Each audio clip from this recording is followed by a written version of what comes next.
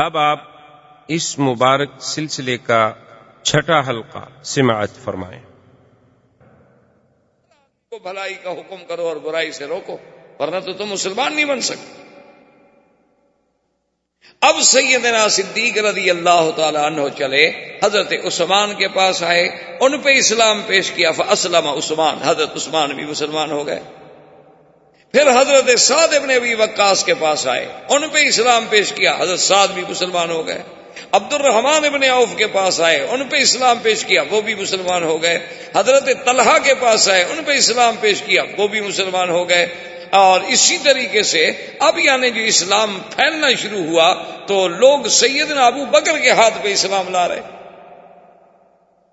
اور پھر فقراء میں سے، ضعفاء میں سے حضرت عمار، یاسر، سمیہ، صہیب، خباب، یہ سب اسلام لے آئے۔ حضور صلی اللہ علیہ وسلم نے اب اللہ کے حکم کے مطابق، کیونکہ اب تو اللہ نے حکم دے دیا تھا نا کہ انذر، اب تو لوگوں کو ڈرائیں، اب تو لوگوں کو دعوت دیں، اب تو آپ لوگوں کو پیغام الہی پہنچائیں اور دعوت توحید دیں، اور جو نہ مانے ان کو عذاب جہنم سے ڈرائیں، کیونکہ نبی کا تو وظیفہ ہی بشیر و نذیر ہوتا ہے کہ ماننے والوں کو بشارت دے اور انکار کرنے والوں کو ڈرائے۔ تو حضور صلی اللہ علیہ وسلم کے بارے میں آتا ہے کہ آپ نے ایک دن یہ کیا کہ صبح جو تھا جبل ابی قبیس پہ چڑھ گئے۔ آپ تو جانتے ہیں یہ مکے کا حجر اسود کے سامنے جو پہاڑ ہے جس پہ اب محلات بنے ہیں، یہ جبل ابی قبیس، اور اس پہاڑ کی بھی اپنی شان ہے کہ ھذا اول جبل وضع علی الارض، یہ دنیا کے پہاڑوں میں سب سے پہلا پہاڑ ہے جو زمین میں رکھا گیا، باقی پہاڑ سب بعد میں رکھے۔ حضور صلی اللہ علیہ وسلم جبل ابی قبیس پہ چڑھے، اور عربی زبان میں اس زمانے میں رواج تھا کہ اگر صبح کے وقت میں یا کوئی خطرناک بات کہنی ہو، لوگوں تک پہنچانی ہو، تو سپیکر یا مواصلات کے ذرائع تو نہیں تھے، لوگ اونچی جگہ پہ کھڑے ہو جاتے اور کہتے واہ صباحا۔ اب حضور نے 2-3 دفعہ جب آواز لگائی، سارے مکے والے بھاگے، کیونکہ وہ تو جانتے تھے کہ اللہ کا نبی ہے محمد الرسول اللہ۔ نبی نہیں مانتے تھے کہ صادق الامین تو مانتے تھے کہ سچا ہے، امانت والا ہے، دیانت والا ہے، اور جس نے 40 سال میں کبھی اپنی زبان مبارک سے غلط بات نہیں کی، اور وہ کبھی پہاڑ پہ نہیں چڑھے، اور انہوں نے ایسا تو کبھی نہیں کیا۔ سب کے سب قریش دوڑے، بنو ہاشم دوڑے، بنو مخزوم دوڑے، سب دوڑے۔ آئے تو کیا دیکھتے ہیں کہ سرکار دو عالم صلی اللہ علیہ وسلم سیدنا محمد الرسول اللہ پہاڑ پہ کھڑے ہیں، اور سارے قریب آ گئے، اور آپ نے فرمایا کہ سرداروں، قریشیوں، مکے والوں، ایک بات بتاؤ، اگر میں تمہیں یہ خبر دوں کہ اس پہاڑ کے پیچھے تمہارا دشمن جو ہے لشکر لے کے بیٹھا ہوا ہے اور حملہ کرنے والا ہے، کیا تم میری خبر کو مان لو گے؟ تو انہوں نے کہا کہ جی بالکل مان لیں۔ یعنی اتنی بڑی اہم خبر، کبھی پہاڑ کے پیچھے دشمن فوجیں لے کے یہاں تک پہنچ گیا ہے، ابھی بس چڑھائی کرے گا تم پر، اتنی بڑی خبر اگر میں دوں تو میری خبر کو مان لو گے؟ انہوں نے کہا جی بالکل مان لیں گے، کیسے نہیں مانیں گے؟ ما جربناک الا صادقا عادلا، ہم نے تو 40 سال میں حضور آپ کو سچا پایا، ہم نے تو آپ کو عدل والا، انصاف والا پایا ہے، کبھی آپ کی زبان مبارک سے ہم نے کوئی جھوٹی بات سنی ہی نہیں، تو کیسے نہیں مانے؟ تو حضور نے فرمایا پھر سنو، میں تمہیں ایک کلمہ سکھلاتا ہوں، اگر وہ تم مان لو نا، صرف عرب تو عرب، عجم بھی تمہارے غلام ہو جائیں، صرف عرب نہیں، عرب تو معمولی سی بات، قد دانت لکم العجم، پورا عجم تمہارے دروازوں پہ سرنگوں ہو جائے گا۔ انہوں نے کہا علمنا یا رسول اللہ، علمنا یا محمد، جلدی کریں بتائیں ایسا کون سی بات ہے، ہم تو بالکل ماننے کے لیے تیار ہیں، کیونکہ عربوں کو سرداری کا تو بڑا شوق تھا نا مکے والوں کو۔ انہوں نے کہا اتنی بڑی سرداری کہ پورا عجم بھی ہماری قیادت مان لے؟ حضور نے کہا بالکل۔ تو انہوں نے کہا حضور پھر دیر کس بات کی ہے، مہربانی کرو ہمیں جلدی بتاؤ۔ آپ نے فرمایا قولوا لا الہ الا اللہ تفلحوا، مکے والوں پھر یہ سب غیر اللہ کو چھوڑ، پھر تمام آلہہ باطلہ کو دلوں سے نکال کے ایک واحد معبود کا اقرار کرو۔ اب جب حضور نے دعوت توحید دی، اتنے گرم ہوئے کہ آپ کا بالکل حقیقی چچا ابی لہب، جس کی کنیت تھی، نام اس کا ابی لہب نہیں تھا، ابی لہب کنیت تھی، نام اس کا عبد العزیٰ تھا، کیونکہ عرب میں یہ رواج ہوتا ہے، ایک نام ہوتا ہے، ایک کنیت ہوتی ہے اور ایک لقب۔ تو اس کا نام تو عبد العزیٰ تھا لیکن کنیت ابی لہب تھی، اور علماء نے یہ بھی لکھا ہے کہ ابی لہب کنیت اس لیے رکھی گئی کہ اتنا خوبصورت آدمی تھا کہ اس کے رخسار ایسے جلتے تھے جیسے انگارے چمک رہے، اتنا سرخ۔ تو اس نے، بدبخت نے، سرکار دو عالم صلی اللہ علیہ وسلم کی شان میں سب سے پہلی جو گستاخی کی تو ابی لہب نے کی، کہا کہ تبا لک لہذا جماعتنا، کہنے لگا نعوذ باللہ، ہلاکت ہو آپ کے لیے، آپ کے ہاتھ ٹوٹ جائیں۔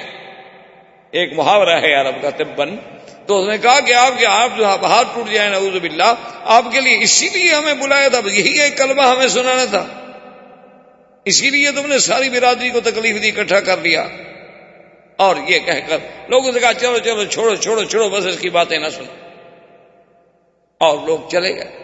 اسی لیے اللہ نے قرآن پاک میں اپنے مدنی پاک کی شان میں جو اس نے اہانت کی تھی، ایسا بدلہ لیا دنیا میں بھی کہ قیامت تک اس پر لعنت برستی رہے کہ تبت یدا ابی لہب وتب ما اغنی عنہ مالہ وما کسب سیصلی نارا ذات لہب وامرأتہ حمالۃ الحطب فی جیدہا حبل من مسد۔ تو اللہ نے قرآن پاک میں اتارا تو ابی لہب یہ کہہ کے آ گیا، لیکن اب کافروں نے حضور صلی اللہ علیہ وسلم کے مقابلے پر آنے کی سوچنی شروع کر دی کہ بھئی یہ تو روز توحید کی بات کر رہا ہے، کبھی سنتے ہیں حضرت عثمان مسلمان ہو گئے، کبھی سنتے ہیں عبد الرحمن بن عوف مسلمان ہو گئے، کبھی ہم سنتے ہیں کہ طلحہ مسلمان ہو گئے، اب مقابلے پہ تم۔ اور حدیث پاک میں آتا ہے کہ سب سے بڑا بدبخت ملعون ابی جہل، جو اپنے آپ کو ابو الحکم کہلاتا تھا، عمرو ابن حشام نام تھا اور کنیت اس نے ابو الحکم رکھی ہوئی تھی کہ فیصلوں کا باپ، کہ اتنا بڑا فیصلے کرنے والا، لیکن اصل تو وہ ابی جہل تھا۔ ایک دن میرے آقا طواف کر رہے ہیں اور قریش جو تھے طواف کے کناروں پہ بیٹھے ہیں، اور جب حضور ان کے قریب گزرتے ہیں تو اللہ معاف فرمائے اپنی اپنی زبان میں انتہائی نازیبا باتیں حضور سے کہتے ہیں، لیکن وہ دامن، وہ یعنی کوہ استقامت، وہ صبر و استقامت کا پہاڑ، وہ رحمت دو جہاں کہ جس کی زبان کے مبارک سے کبھی دشمن کے لیے بھی کوئی گندی بات نہ نکلی، وہ رسول عربی، وہ رسول عربی، وہ نبی الامی الہاشمی، وہ رحمت للعالمین، کہ جو فرماتے تھے انما بعثت رحمتن، اللہ نے مجھے رحمت بنا کے بھیجا ہے۔ آپ فرماتے تھے میں کیسے کسی کو لعنت کروں، اللہ نے مجھے لعنت کرنے والا بنا کے نہیں بھیجا۔ ابو جہل نے ایسی بدبختی نے گستاخی کی حضور کی شان میں جو ناقابل نقل ہے۔ اللہ اکبر، اور حضور کوئی جواب نہیں دے، حضور صلی اللہ علیہ وسلم سنتے ہیں اور اپنے طواف۔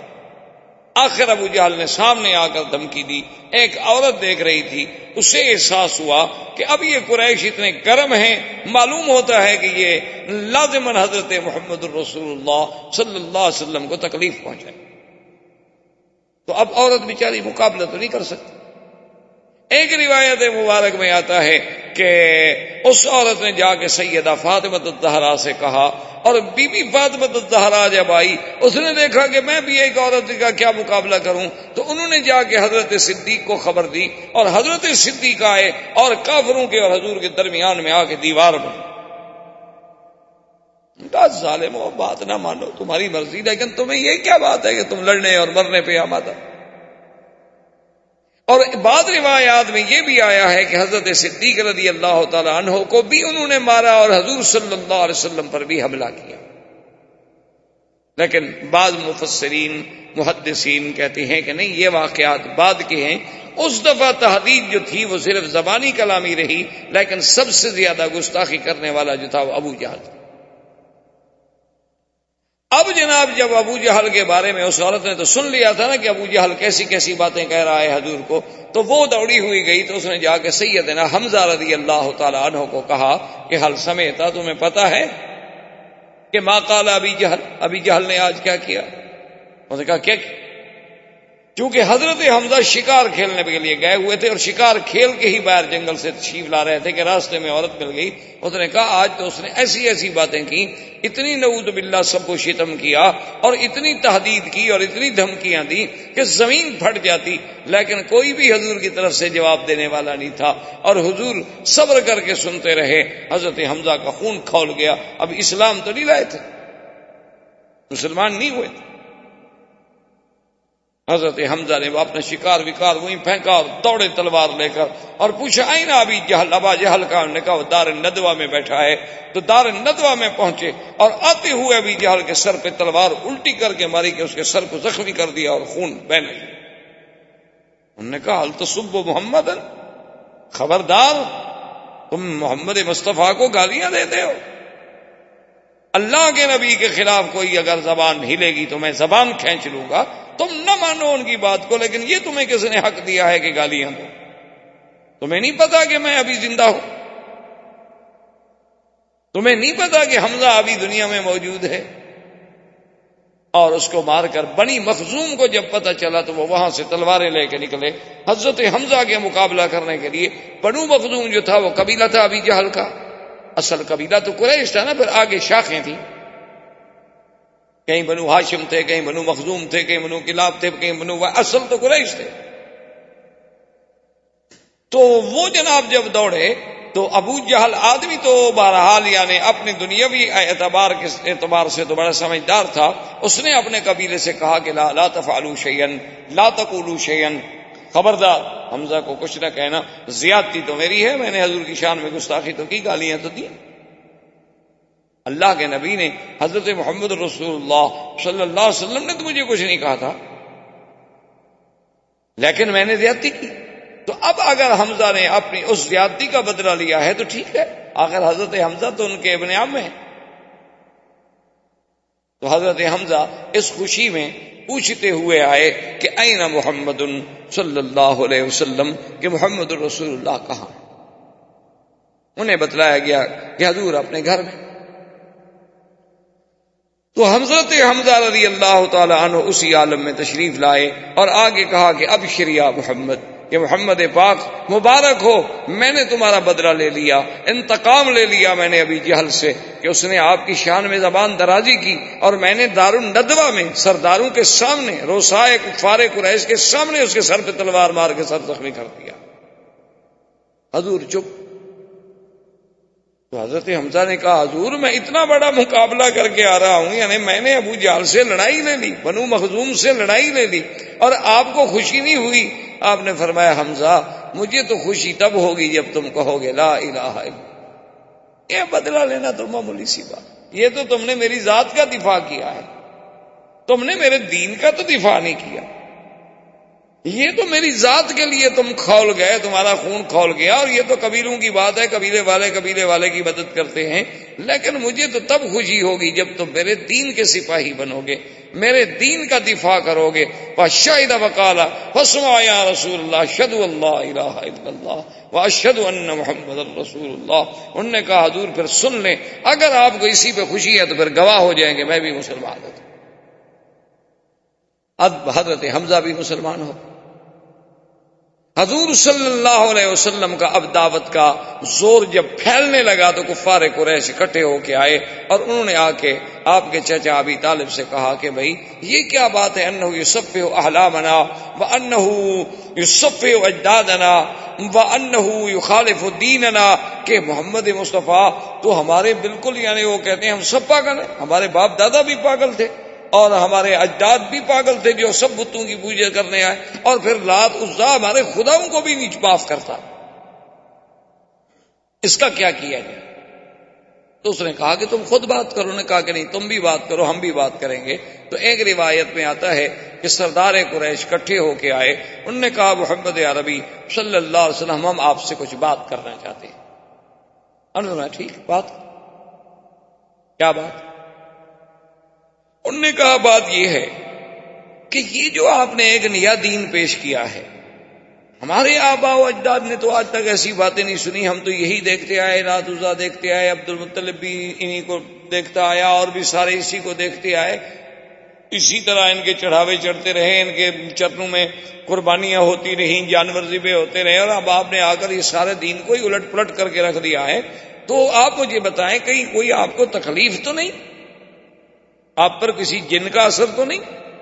اگر ایسی بات ہو تو ہم آپ کو فلاں فلاں آدمی کے پاس لے جاتے ہیں اور آپ کا علاج کراتے ہیں۔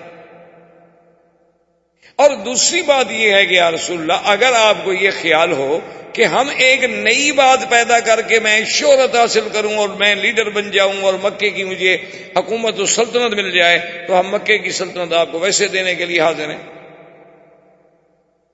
آپ ہمارے سردار بن جائیں، ہم آپ کے غلام بننے کے لیے تیار ہیں۔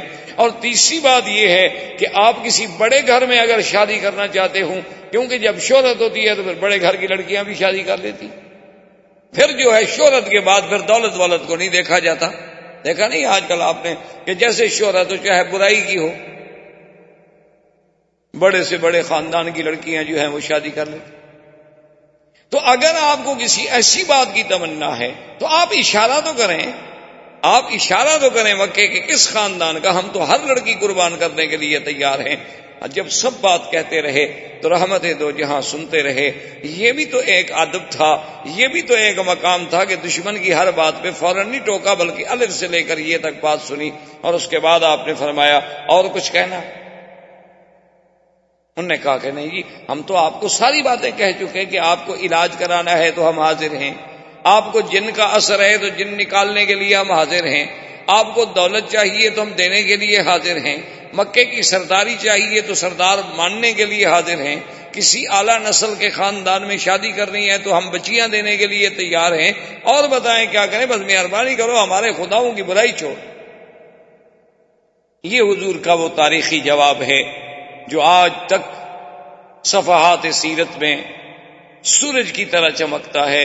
حضور پاک نے فرمایا مکے والوں سنو، لو وضعونی الشمس فی یمینی والقمر فی یساری، آپ نے فرمایا مکے والوں سنو، اے قریشیوں سنو، اگر تم سورج لا کر میرے داہنے ہاتھ پہ رکھ دو اور چاند لا کر میرے بائیں ہاتھ پہ رکھ دو، میں ان کو تو ٹھوکر مار سکتا ہوں لیکن اللہ کی توحید کی دعوت نہیں چھوڑ سکتا۔ یہ میں نے پیسوں کے لیے مشن شروع کیا، یہ تو اللہ کا حکم ہے۔ مانا یہ تھا کہ اگر ساری دنیا کی شاہی دے دو، دیکھو نا تم بھی تو مثالیں دیتے ہو نا جی کہ برطانیہ کی اتنی بڑی حکومت تھی کہ ان کی حکومت میں سورج نہیں ڈوبتا تھا، مانا یہ ہے سورج نہ ڈوبنے کا، یعنی ملک اتنا بڑا تھا کہ ایک جگہ غروب ہو رہا ہے دوسری کا طلوع ہو رہا ہے، مانا یہ تھا۔ تو اسی طرح مقصد یہ تھا، ورنہ سورج لا کے کون رکھ دیتا؟ مقصد یہ تھا کہ اگر تم مجھے چاند سورج جہاں تک چمکتا ہے وہ ساری شاہی مجھے میرے حوالے کر دو، اور مجھ سے کہو کہ میں یہ کام چھوڑ دوں تو میں یہ کام نہیں چھوڑ سکتا، کیونکہ میں تو اللہ کا نبی ہوں اور اللہ کے احکام کا پابند ہوں۔ اب اور مخالفتوں کا آغاز شروع ہوا۔ اب لوگوں نے کہا کہ کریں کیا، اور ساتھ ان کو یہ تکلیف ہوتی کہ عجیب بات یہ ہے کہ جو بھی حضور کے قریب جاتا ہے وہ فوراً مسلمان ہو جاتا ہے، جو نفرت ہے قریب نہیں جاتا، کیونکہ آپ اگر اینک پہن لینا جی سرخ شیشے والی تو پورا علاقہ آپ کو سرخی نظر آئے گا، اور سبز پہنے تو سبز نظر آئے گا۔ جب آنکھوں پہ بغض کی اینک چڑھی ہو پھر تو نبی کا نبوت بھی سمجھ نہیں آتی نا۔ تو انہوں نے کہا کہ جی اب کیا کریں، سمجھ نہیں آتی یہ بات کیا ہے، آخر حضور کے پاس نہ تو پیسہ ہے اور نہ حضور کے پاس کوئی بہت بڑی قوت ہے، طاقت ہے، عمار ہے، یاسر ہے، بی بی سمیہ ہے، صہیب ہے، خباب ہیں، ابی ذر ہیں، غریب لوگ ہیں، غلام ہیں۔ تو اس کے باوجود آخر حضور کی بات کا اتنا اثر کیا ہے؟ تو ایک دن سارے سردار بیٹھے تھے، کہنے لگے کوئی حل کریں کہ مسئلہ کیا ہے؟ تو ولید ابن المغیرہ نے کہا کہ ایسا کرو تم مجھے چھوڑو، میں جا کے بات کرتا ہوں اور پھر میں آگے تمہیں حقیقت بتلاتا ہوں کہ حقیقت کیا ہے۔ یہ ولید ابن المغیرہ وہ ہیں جو حضرت خالد کے بعد، اور یہ قریش مکہ کا بہت بڑا سر۔ اور دولت کے اعتبار سے بھی بہت بڑا آدمی تھا اس زمانے میں. مکے سے لے کر طائف تک اس کے باغات تھے اور زمینیں تھیں اور پیسہ تھا. اسی لیے وہ بڑی فخر کرتا تھا انا الولید ابن الولید، میں اکیلا ہوں دنیا میں. تو وہ آیا حضور کی خدمت میں، آ کے بیٹھ گیا. کہنے لگا حضور میں نے آپ سے باتیں کرنی ہیں. اور فرمایا بتاؤ کیا بات. اس نے پھر وہی ساری باتیں دہرائی کہ جی آپ کیوں ہمیں جھوٹا کر رہے ہیں، آپ کیوں ہمارے خداؤں کی تذلیل کر رہے ہیں. حضور سنتے رہے. جب بات ختم ہو گئی حضور نے فرمایا ولید تم نے بات ختم کر لی؟ تو ولید نے کہا کہ ہاں یا محمد میں نے بات ختم کر لی. آپ نے فرمایا اچھا بیٹھو اب میری بات بھی سن. حضور صلی اللہ علیہ وسلم نے اللہ کے قرآن کی سورت فصلت پڑھی. جب حضور نے قرآن پڑھنا شروع کیا تو اس آیت میں، ان آیات میں ایک آیت یہ بھی تھی کہ کیا تم اس مقام پر جانا چاہتے ہو کہ جیسے قوم عاد پہ اللہ کا عذاب آیا تم پر بھی آئے. جب یہ آیت اس نے کہا ناشدتک باللہ وبالرحم یا محمد، تمہیں اللہ کی قسم، تمہیں ہماری رشتہ داری کی قسم، بس کریں میں نہیں برداشت. اور وہاں سے ولید دوڑا اور سیدھا گھر. وہ ندبے میں قریش وہاں بیٹھے ہیں انتظار کر رہے ہیں اور ولید دوڑا سیدھا گھر. اب قریشیوں نے کہا کہ ہاں صبا ولید. معلوم یہ ہوتا ہے کہ ولید پر بھی اللہ کے نبی کا اثر ہو گیا. دیکھو نا وہ ادھر آنا تھا نا ہمیں جواب دینے کے لیے، ہمارے بجائے وہ گھر چلا گیا. معلوم ہوتا ہے کہ وہ بھی گیا. اب ابو جہل لے کے وہاں پہنچا. اس نے کہا تمہیں کیا ہو گیا؟ کیا تم بھی سبو تھا؟ تم نے بھی دین محمد مصطفیٰ اختیار کر لیا اور باپ دادے کے دین کو چھوڑ دیا؟ اس نے کہا چھوڑو ان باتوں کو، یہ باتیں نہ کرو. تو اس نے کہا کہ جادوگر ہے. اس نے کہا کیا کہتے ہو؟ میں سب سے زیادہ جادو کو جاننے والا ہوں. انہوں نے کہا شاعر ہے. اس نے کہا واللہ انا اعرف بکلام الشعراء، میں زیادہ شعراء کو جاننے والا ہوں. انہوں نے کہا جادوگر بھی نہیں، شاعر بھی نہیں، تو کاہن ہے. انہوں نے کہا چھوڑو کیا کہتے ہو، کاہن گندے پلید رہنے والے لوگ ہیں، محمد عربی کا کہانت سے کیا تعلق ہے؟ اس نے کہا آخر وہ کیا ہے؟ اس نے کہا بات سنو، وہ جو کہتا ہے کہتا سچ ہے. اور جو قرآن اس نے پڑھا ان علیہ لحلاوۃ، خدا کی قسم اس میں ایسی مٹھاس تھی، وَإِنَّ عَلَيْهِ لَتَلَاوَةٌ وَإِنَّ أَعْلَاهُ لَمُثْبِرٌ وَإِنَّ أَسْفَلَهُ لَمُغْدِقٌ. وہ تو ایسا کلام تھا کہ اس نے تو میرا سب کو چھوڑا کے رکھ لیا اور میں تو یہ سمجھا کہ کہیں اب عذاب ہم پر نازل نہ ہو جائے. خدا کی قسم وہ جو کہہ رہا ہے وہ کسی بندے کا کلام نہیں. انہوں نے کہا دیکھا ہم تو کہتے تھے نا اچھا تم بھی تو اب جا رہے ہو نا. انہوں نے کہا نہیں میں نے خیر اپنا دین تو نہیں چھوڑا، لیکن جو بات سچی ہے وہ شاعر نہیں، وہ ساحر ہے. تو اب ابو جہل نے اسے تانے دے کر روکنے کی کوشش کی کہ اس کو غیرت دلاؤ کہ اچھا یار تم تو بڑے سردار بنتے تھے، ایک بات سنی اور تم بھی ختم ہو گئے. نہیں میں اپنے دین پہ قائم. وہ ضد میں آ گیا نا. پھر ابو جہل جانتا تھا کہ اس کی غیرت کو بھارو نہیں ہے تو کیا حد سے یہ بھی مسلمان ہوتا ہے. کیونکہ جو بھی حضور کے قریب جاتا ہے اور جو بھی حضور صلی اللہ علیہ وسلم کے پاس بیٹھتا ہے اور جو بھی سرکار دو عالم کی زبان مبارک سے اللہ کا کلام سنتا ہے وہ تو اسی وقت ختم ہو جاتا ہے. اور کیسے نہ ہو، کلام اللہ کا ہو اور زبان محمد کی ہو صلی اللہ علیہ وسلم. یعنی آپ اندازہ فرمائیں کہ آج صدیاں بیت گئیں، آج ایک اچھا قاری قرآن پڑھے تو انسان کا دل جھوم جاتا ہے. لیکن وہ کتنا خوش نصیب لوگ ہوں گے کہ جنہوں نے خود اللہ کا قرآن بلسان محمد مصطفیٰ سنا ہوگا صلی اللہ علیہ وسلم. وما علینا الا البلاغ. برادران اسلام، الحمدللہ اللہ تبارک و تعالی کے رحمت سے پچھلے کئی دروس میں ہم نے سیرت رسول پاک صلی اللہ علیہ وسلم کے عنوان پہ معروضات پیش کیے ہیں. تو حضور صلی اللہ علیہ وسلم کی بعثت سے قبل کے احوال، پھر حضور صلی اللہ علیہ وسلم کے ولادت سے قبل کے مبشرات، پھر حضور صلی اللہ علیہ وسلم کی ولادت کے احوال، اور اس کے بعد حضور صلی اللہ علیہ وسلم کا دور رضاعت، اور پھر حضور صلی اللہ علیہ وسلم کے بچپن کے احوال، اس کے بعد حضور صلی اللہ علیہ وسلم کی شباب اور آپ کے اسفار، سب سے پہلا سفر شام کے بارے میں، اور پھر سیدہ خدیجہ رضی اللہ تعالی عنہا سے آپ کا نکاح مبارک، بنائے کعبہ میں آپ کی شرکت، قریش مکہ کے اہم ترین معاملات میں آپ کا ایک حکم اور ایک فیصل کا کردار، پھر حضور صلی اللہ علیہ وسلم کا علیحدگی اور خلوت کا محبوب فرمانا، پھر حضور صلی اللہ علیہ وسلم کا علیحدہ اس دور میں غار حرا میں جا کے عبادت فرمانا، اور غار حرا کی اس دور میں جبریل علیہ السلام کا آپ پر سب سے پہلی دفعہ اترنا، سیدہ خدیجہ رضی اللہ تعالی عنہا کے پاس آنا، ورقہ ابن نوفل کے پاس جانا، اس کا تصدیق کرنا، اور پھر کچھ عرصے کے بعد حضور صلی اللہ علیہ وسلم پر اللہ کی طرف سے یہ وحی نازل ہوئی کہ یا ایھا المدثر قم فانذر۔ تو علماء نے لکھا یہاں تک تقریباً ہم نے احوال سیرت کے ترتیب کے ساتھ پڑھے ہیں اور بیان کیے۔ تو علماء کرام یہ فرماتے ہیں کہ ہر پیغمبر میں دو اصل میں مقام ہیں، ایک مقام نبوت ہے اور ایک مقام رسالت ہے۔ مقام نبوت تو یہ ہوتا ہے کہ اللہ کی وحی آ گئی، اللہ تبارک و تعالیٰ سے علاقہ وحی قائم ہو گیا، لیکن اس کو مستقل شریعت نہیں دی جاتی، کتاب نہیں دی جاتی۔ اور رسول وہ ہوتا ہے جس کو اللہ مستقل شریعت عطا فرماتے ہیں اور کتاب عطا فرماتے ہیں۔ تو اس کو یوں سمجھیں کہ ہر رسول تو نبی ہوتا ہے، لیکن ہر نبی رسول نہیں ہوتا۔ جیسے کہ حضرت ہارون علیہ السلام نبی تھے لیکن رسول نہیں تھے، موسیٰ علیہ السلام اللہ کے رسول بھی تھے اور نبی بھی تھے، تو سرکار دو عالم صلی اللہ علیہ وسلم بھی اللہ کے رسول بھی ہیں اور نبی بھی۔ تو اب علماء یہ فرماتے ہیں کہ جب غار حرا میں پہلی آیتیں اتری، اقرا بسم ربک الذی خلق خلق الانسان من علق، 5 آیتیں جب اتری تو وہ کہتے ہیں نبئ رسول اللہ، یعنی حضور کو نبوت مل گئی کہ اللہ کی وحی کا سلسلہ آپ کے ساتھ شروع ہو گیا۔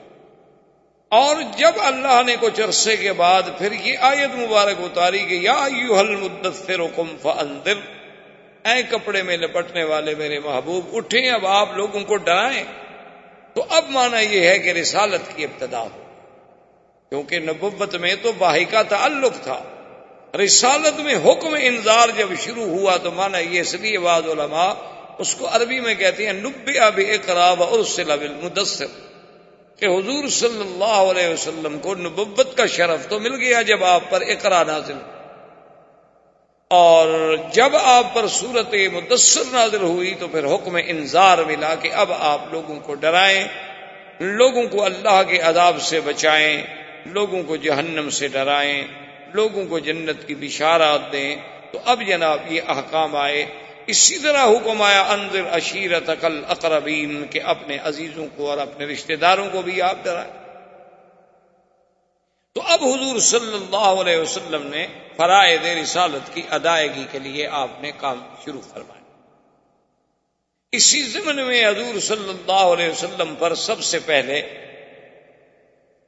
ایمان لانے والوں میں، یعنی آپ یوں سمجھ لیں آسانی کے ساتھ، جمہور کے ساتھ، یہ ہے کہ عورتوں میں سب سے پہلے ایمان لانے والی سیدہ خدیجہ الکبریٰ ہیں، اور بچوں میں سب سے پہلے ایمان لانے والے حضرت علی ہیں، اور اسی طرح بڑوں میں سب سے پہلے ایمان لانے والے سیدنا ابی بکر رضی اللہ تعالی عنہ ہیں، اور غلاموں میں سب سے پہلے ایمان لانے والے حضرت زید، حضرت خباب، وہ حضرات ہیں، اور پھر حضرت ابو بکر کی دعوت پر حضرت عثمان، حضرت زبیر، حضرت طلحہ، حضرت عبد الرحمن ابن عوف اسلام لے آئے۔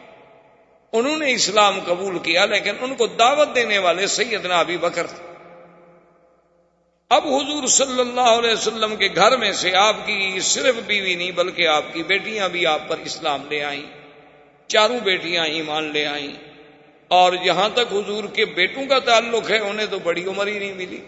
حضور صلی اللہ علیہ وسلم کے بیٹے یعنی قاسم، عبداللہ اور ابراہیم، طیب اور طاہر جو ہے یہ لقب ہے، حضور کے بیٹوں کا نام نہیں ہے۔ حضور صلی اللہ علیہ وسلم کے بیٹے جو ہیں وہ 3 تھے۔ سب سے بڑے بیٹے قاسم تھے، اس کے بعد عبداللہ تھے، اور اس کے بعد ابراہیم تھے۔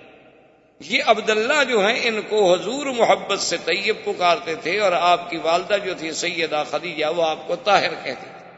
تو یہ آپ کے القاب تھے، لیکن الگ نام نہیں تھے حضور کے بیٹوں۔ اور جہاں تک حضور کی بیٹیوں کا تعلق ہے تو اس میں آپ کی 4 بیٹیاں تھیں، سیدہ زینب، سیدہ رقیہ، ام کلثوم اور بی بی فاطمہ الزہرا رضوان اللہ تعالی علیہن اجمعین۔ تو یہ سب کے سب حضور صلی اللہ علیہ وسلم پر اسلام۔ اب اس کے بعد اللہ تبارک و تعالیٰ کے حکم سے حضور صلی اللہ علیہ وسلم نے اپنے خاندان والوں کو جب دعوت اسلام دی تو بی بی صفیہ اسلام لے آئیں، جو چچی ہیں حضور صلی اللہ علیہ وسلم۔ اور اسی طرح فقراء میں اور ضعفاء میں وہ حضرت بلال رضی اللہ تعالی عنہ، اسی طرح بی بی سمیہ، اسی طرح حضرت عمار، اسی طرح حضرت یاسر، اسی طرح حضرت خباب، اسی طرح حضرت صہیب، یہ سب فقراء اور ضعفاء مکہ کے لوگ تھے جو آپ پر اسلام لے آئے۔ اب حضور صلی اللہ علیہ وسلم کی یہ دعوت کی آواز جب باہر نکلی، کیونکہ یہ اعزاز اور شرف اب جو میرے آقا کو ملا تھا کہ پہلے تو جو بھی پکارتا تھا محمد ابن عبداللہ، محمد ابن عبداللہ، لیکن جب اللہ کی وحی آ گئی، جب آپ کا زمانہ بعثت ہو گیا، تو اب حضور صلی اللہ علیہ وسلم پھر صرف محمد ابن عبداللہ نہیں بلکہ محمد الرسول اللہ ہو۔ تو اب حضور صلی اللہ علیہ وسلم کی جب دعوت کی آواز ذرا باہر جانے لگی تو ایک عجیب واقعہ پیش آیا کہ حضرت ابی ذر رضی اللہ تعالی عنہ، یہ ابی ذر رضی اللہ تعالی عنہ جو ہیں یہ بھی حضور کے بڑے شان والے صحابہ ہیں، اور یہ ان صحابہ میں ہیں جو زہاد تھے، جو بڑے زاہد تھے، بڑے عابد تھے، اور یہ ان لوگوں میں ہیں کہ جو آج کا کھانا کل کے لیے رکھنے کو بھی جائز نہیں سمجھتے تھے۔ یعنی حضرت ابی ذر جو تھے ان کا اتنا اس بات پہ یقین تھا، وہ کہتے تھے کہ مسلمان کو کیا ضرورت ہے کہ کل کے لیے کھانا بچا کے رکھے، کوئی پتہ نہیں ہم کل زندہ بھی رہیں گے کہ نہیں رہیں، تو کیا ضرورت ہے ہم خواہ کھانا رکھیں۔ ان کے نزدیک تو دوسرا جوڑا کپڑے بنانا جو ہے وہ بھی جائز نہیں تھا۔ تو حضرت ابی ذر بڑے عجیب اور بڑے شان والے صحابی گزرے ہیں رضی اللہ تعالی عنہ۔ ان کا اسلام بھی شان والا اور ویسے بھی شان والے کہ ایک دفعہ حضور صلی اللہ علیہ وسلم غزوہ میں جہاد میں تشریف لے گئے تو حضرت ابی ذر پیچھے رہ گئے، یعنی حضور کے ساتھ سفر نہ کر سکے۔ تو حضور کو بڑی تمنا تھی کہ ابی ذر رہ گئے، کیونکہ حضور کے ساتھ جہاد میں جانا کوئی معمولی سا شرف تو نہیں ہوتا تھا کہ جن لوگوں کو جہاد نصیب ہو اور بس صحبت محمد الرسول اللہ صلی اللہ علیہ وعلا آلہ وسلم۔ تو حضور صلی اللہ علیہ وسلم نے 1-2 دفعہ اپنے صحابہ سے بھی پوچھا کہ بھئی ابی ذر نہیں آئے، تو اب صحابہ کہیں کہ حضور وہ تو نہیں آئے۔ پھر حضور نے کچھ وقفے کے بعد پوچھا کہ اچھا ابی ذر نہیں آئے، تو صحابہ نے کہا کہ حضور وہ تو رہ گئے، خدا جانے کیا وجہ ہے، وہ تو سفر نہیں کر سکے اس دفعہ۔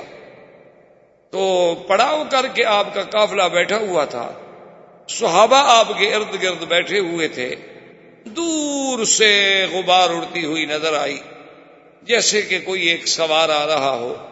تو حضور نے جب نظر ڈالی دور تھے، ابھی کچھ نظر نہیں آ رہا تھا، صرف غبار اڑتی ہوئی نظر آ رہی تھی۔ تو آپ نے فرمایا کن ابا ذر، کہ خدا کرے تو ابو ذر ہو، یعنی آنے والا جو ہے خدا کرے تو ابی ذر ہو۔ تھوڑی دیر گزری تو جا ابی ذر، حضرت ابی ذر حاضر ہو گئے۔ حضور نے فرمایا کہ ابی ذر تم عجیب آدمی ہو، قافلہ چلا آیا اور تم اکیلے رہ گئے۔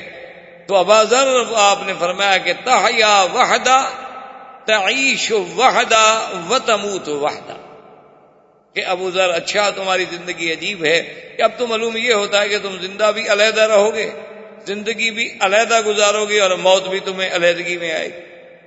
حضور صلی اللہ علیہ وسلم کی زبان مبارک سے یہ لفظ نکل گئے۔ اب اللہ کے نبی کی زبان سے جو بات نکلے تو اللہ تو اس کو پورا فرما ہی دیتے ہیں۔ تو خدا کی شان یہ ہے کہ ابو ذر رضی اللہ تعالیٰ عنہ اپنے زہد کی وجہ سے سب سے الگ الگ تھلگ ہوتے تھے، حتیٰ کہ حضرت عثمان کے زمانے میں حضرت عثمان نے آپ کی آ کے منت کی انہوں نے کہا حضرت ابی ذر آپ ناراض نہ ہوں، آپ کا مدینے میں رہنا بڑا مشکل ہو گیا، آپ تو روز فتویٰ دے دیتے ہیں کہ جس نے رات گھر میں روٹی رکھی ہے نعوذ باللہ وہ بھی اسلام سے نکل گیا، جس نے دوسرا جوڑا کپڑے بنائے نعوذ باللہ اس نے بھی اسلام کی مخالفت کی، تو یہ حضرت ہمارے لیے تو بہت مشکل ہے، آپ مہربانی کریں مدینہ منورہ سے باہر ہی کہیں ڈیرا لگائیں۔ تو حضرت ابی ذر مقام ربضہ پہ چلے گئے۔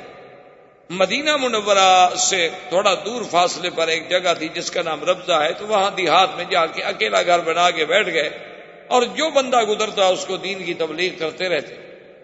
اور اللہ کی شان یہ ہے کہ جب آپ کی موت کا وقت آیا تو بیوی کے سوا کوئی بندہ نہیں تھا، نہ وہاں کوئی بستی تھی نہ آبادی تھی، بس مدینہ شریف سے لوگ آتے تھے، آپ کے لیے کچھ کھجوریں لے آتے تھے، کچھ لے آئے تو آپ نے کھانا وانا کھا لیا، ورنہ بس پانی پر اور چشمے کے پانی پر گزارا ہوتا تھا۔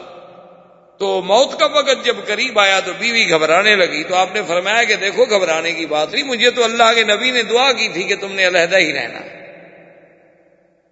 تو اب اللہ کے نبی کی دعا ہے، میں نے تو علیحدہ رہنا تھا، علیحدہ مرنا تھا، تو لہذا اگر میں مر جاؤں گھبرانے کی کوئی بات نہیں ہے، مجھے غسل دے دینا، اور یہ میری ایک چادر پرانی سی پڑی ہے اس کو میرے اوپر ڈال دینا، کفن بن جائے گا، اور میرے سڑک پر مجھے رکھ دینا اور کہہ دینا، اعلان کر دینا کہ ابھی ذرا حضور کا صحابی فوت ہو گئے، اب اللہ جانے، اللہ کا کام جانے، اللہ چاہیں گے تو کوئی جنازے پڑھنے والا بھیج دیں گے، نہیں تو کوئی جنگل کے جانور آ کے کھا جائیں گے، جب حضور نے فرمایا کہ تم نے علیحدہ مرنا ہے تو ہم نے مرنا تو علیحدہ ہے۔ تو آپ کی زوجہ محترمہ نے آپ کی وصیت کے مطابق آپ کی موت کے بعد آپ کو غسل دیا، کفن دیا، اعلان کیا کہ مات ابی ذر صاحب رسول اللہ صلی اللہ علیہ وسلم، کہ آج حضور کا وہ ساتھی، حضور صلی اللہ علیہ وسلم کا دیوانہ و پروانہ ابی ذر فوت ہو گیا ہے، یا اللہ تو جانتا ہے میں اکیلی عورت ہوں، میں کیا کر سکتا۔ فمر بہا رکب اصحاب رسول اللہ، تو تاریخ میں آتا ہے ابھی تھوڑی سی دیر گزری کہ صحابہ کا ایک لشکر وہاں سے گزرا، انہوں نے دیکھا کہ میت رکھی ہے، یہ کیا مطلب ہے، سڑک پر اکیلی میت ہے۔ فلما سالوا فوجدوا ابا ذر، جب انہوں نے تحقیق کی تو ابی ذر کا جنازہ ملا، تو بڑے خوش ہوئے، جنازہ پڑھا اور وہیں ابی ذر رضی اللہ تعالی عنہ کو دفن کیا۔ تو یہ ابی ذر کی زندگی بڑی عجیب و غریب زندگی تھی۔ تو ابی ذر کہتے ہیں کہ مجھے اطلاع ملی کہ ایک نبی پیدا ہوئے ہیں جس کا نام محمد الرسول اللہ صلی اللہ علیہ وسلم، ان کے بھائی تھے، ان کو انیس کہتے تھے، انس کی تصغیر ہے انیس، تو جیسے سلیم سلیم، انس انیس، صحب صحیب، تو ان کا نام انیس تھا، اور یہ بہت بڑے شاعر، حضرت ابی رضی اللہ تعالیٰ عنہ کے بھائی جو تھے یہ بہت بڑے شاعر۔ چونکہ اس دور میں اصل بات یہ ہے کہ یاد رکھیں کہ اس زمانے میں فصاحت و بلاغت تو عربوں کی گھٹی میں پڑی ہوئی، یعنی ایک عام آدمی، ایک جنگل میں رہنے والا عربی جس نے کبھی ابتدائی جماعت تک نہیں پڑھی، جس نے کبھی الف با تا نہیں پڑھا، لیکن وہ فی الودی جب اشعار کہتا تھا دنیا حیران ہو جاتی۔ اللہ نے ان کو اتنا زبان دی تھی، اتنا ملکہ دیا تھا، اتنا یعنی ان کو عبور تھا اپنے کلام پر اور اپنی فصاحت و بلاغت پر، کہ دنیا عرب کی فصاحت و بلاغت کو دیکھ کے دنگ رہ جاتی تھی۔ اسی لیے علماء نے لکھا ہے کہ اللہ تبارک و تعالی نے ہر پیغمبر کو جو معجزے دیے ہیں وہ اس کے زمانے کے حالات کے مطابق دیے ہیں۔ کہ موسیٰ علیہ السلام کے زمانے میں جادوگروں کا دور تھا، ساری مصر جو تھا جادوگروں سے بھرا ہوا تھا، سحار تھے، ساحر بھی نہیں، بڑے بڑے سحار، بڑے بڑے علم سحر کے ماہرین پڑے تھے۔ تو اللہ نے موسیٰ علیہ السلام کو ایسے معجزے عطا فرمائے، فوقع الحق وبطل ما كانوا يعملون والقي السحرة ساجدين قالوا آمنا برب العالمين رب موسیٰ وہارون، کہ اللہ تبارک و تعالی نے موسیٰ علیہ السلام کو ایسا معجزہ دیا کہ جب آپ نے عصا ڈالا تو اس عصا نے ان کے سارے اس سحر کو ختم کر دیا، ان کی رسیاں پھٹا کر ڈالیں، تو اب حق واضح ہو گیا، باطل زائل ہو گیا، جادوگر سجدے میں گر گئے اور ایمان لے آئے۔ تو اس لیے اللہ نے ان کو معجزات ایسے دیے تھے کہ جو اس جنس اور اس زمانے کے مطابق یہ دلیل بن سکیں کہ یہ اللہ کا نبی ہے اور اس کا مقابلہ ہم نہیں کر سکتے۔